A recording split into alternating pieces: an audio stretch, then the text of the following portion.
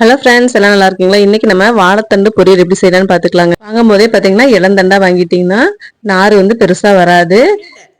இந்த தண்டோட மேல்தோலை வந்து ஃபர்ஸ்ட் நீக்கிட்டு உள்ள இருக்கிறத வந்து நல்லா நீள நீளமாக கட் பண்ணி அப்புறம் பொடி பொடியாக கட் பண்ணி எடுத்துக்கலாங்க. கட் பண்ணி எடுக்கும் போதே பார்த்தீங்கன்னா நம்ம தயிரோ அல்லது மோரோ இருந்ததுன்னா அதை வந்து தண்ணியில நல்லா மிக்ஸ் பண்ணிட்டு வாழைத்தண்டை பொடி பொடியை கட் பண்ணி அதுக்குள்ள போட்டுக்கலாங்க. அப்பதான் வந்து வாழைத்தண்டு வந்து கலர் மாறாம இருக்கும். இது வந்து அயன் சத்து அதிகமா இருக்குங்காட்டி தனியாக தட்டத்துல கட் பண்ணி போட்டிங்கன்னா கலர் வந்து பார்த்தீங்கன்னா கருப்பு கலர்ல ஆயிரும். அதனால மோரோ அல்லது தயிரோ இருக்கிற தண்ணியில வந்து நம்ம போட்டுட்டோம்னா கலர் மாறாம அப்படியே இருக்குங்க. அதுக்கப்புறம் மைகோதியில வந்து இந்த மாதிரி நல்லா சுத்தி சுத்தி எடுத்தீங்கன்னா அந்த நார் பூரா தனியா வந்துருங்க. இப்ப நான் எடுக்கிற மாதிரி இதுக்குன்னு தனியா குச்சியோ அல்லது முள்குச்சியோ நம்ம தேட வேண்டியது. இந்த மாதிரி மைகோதியில சுத்தி எடுத்தீங்கன்னா எல்லா நாரும் வந்துடும். பாத்தீங்கன்னா இப்ப எல்லாமே வந்துருச்சு. இப்ப நீட் ஆயிருச்சு. இப்ப தண்டுல பாத்தீங்கன்னா எந்த ஒரு நாருமே நமக்கு கிடைக்காது.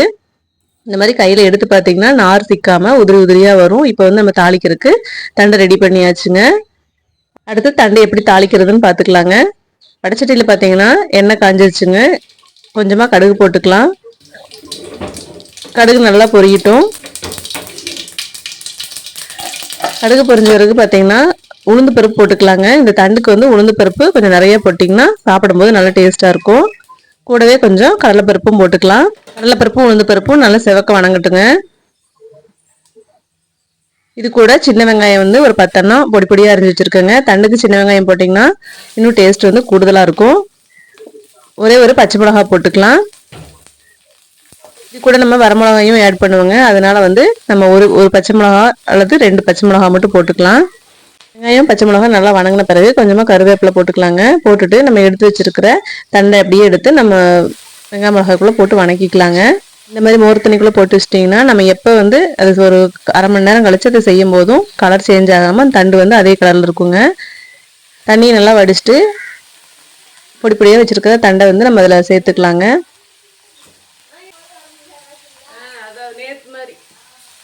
அப்புறம் தண்டுக்கு தேவையான அளவு உப்பு போட்டுக்கலாம். தண்டில் வந்து பார்த்தீங்கன்னா ஆல்ரெடி கொஞ்சமாக உப்பு இருக்கும். அதனால் நம்ம இதில் அளவான உப்பு சேர்த்துக்கலாம். உப்பு சேர்த்திட்டு லைட்டாக வணக்கி விட்டுக்கலாங்க. தண்ணி வந்து பார்த்தீங்கன்னா லைட்டாக தெளிச்சு மட்டும் விட்டுக்கலாம்.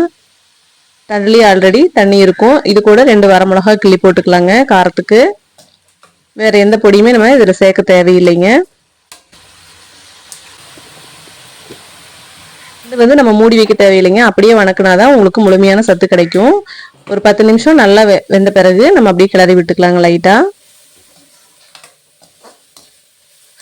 இப்போ தண்ணி லைட்டாக தெளிச்சு விட்டு தண்டு ஓரளவுக்கு வெந்துருச்சுங்க. 5 நிமிஷத்துல தண்டு பொரியல் ரெடி ஆயிரும். இது கூட நம்ம தேவையான அளவு தேங்காய் பூ போட்டுக்கலாம். தேங்காய் பூ போட்டு ஒரு 2 கிளறி ஸ்டவ் ஆஃப் பண்ணிடலாங்க.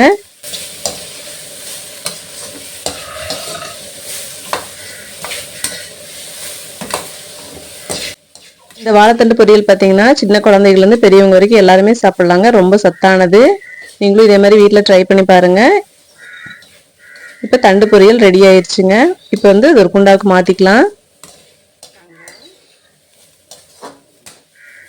இப்போ சுட சுட சூப்பரான தண்டு பொரியல் ரெடி ஆயிடுச்சுங்க. இது வந்து பார்த்தீங்கன்னா ரச சாப்பாடு கூட வச்சு சாப்பிடும்போது இன்னும் டேஸ்ட் அதிகமாக இருக்கும்.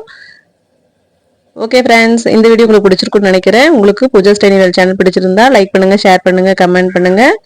இதே மாதிரி நாளைக்கு இன்னொரு வீடியோவில் பார்க்கலாம். பாய்.